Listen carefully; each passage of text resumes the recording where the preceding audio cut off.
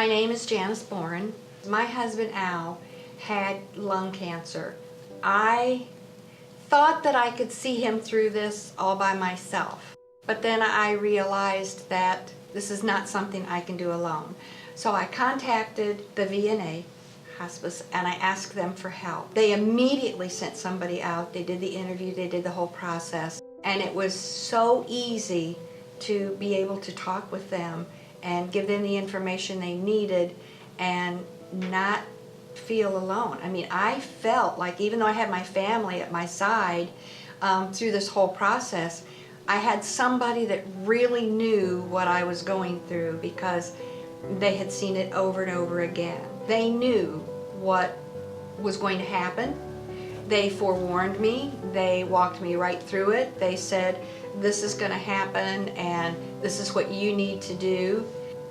They made the last few months of Al's life so much easier, not only for him, but for me. They had everything down to a T what I was going to need. I never had to ask for anything because they were always 2 steps ahead of me telling me what I was going to need. Al's counselor was Stephanie. Stephanie was absolutely amazing. She was a miracle to us. She was an amazing social worker. Before Al left, she came to the house one day and she brought a package and she gave it to Al. Al opened it up and it was a red, white, and blue afghan that the volunteers had crocheted for him. Well, he was never without that blanket from then on. In July, he took it with him to Washington, D.C. It was hotter than blue blazes and he still got this blanket on his lap the whole time. He was a Vietnam veteran. He was there in '68, '69 during the Tet Offensive when it was really bad. He said, I want to go see the Vietnam Wall. I had no clue how in the world I was going to get him there. But I mentioned it to Stephanie, and Stephanie said, we can do this.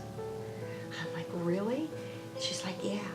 She said, we can do this. We can get him there. We can fill this last wish. And by golly, she did. She made all kinds of arrangements. She made sure that the airline, she contacted the airlines, found out exactly what he was going to need in order to board that plane. I mean, she just went far, far above and beyond what would ever have been expected of her. She made it happen. As we were walking up to the wall, Al said, I want to stand. And Al hadn't stood alone for a long time. So his son helped him up out of his wheelchair, put his arm around him, and is actually standing at the wall next to his son. Al had his head against the wall and he was crying. And he kept one hand, he put on a name on the wall. And he didn't know whose name it was. But I noticed his finger kept tracing the letters in the wall. And he just kept touching that same name. The ironic thing is the name that he kept touching, that soldier was killed in Vietnam the very day that Al arrived in Vietnam, which was March the 8th, 1968. So that was really, it was meant to be.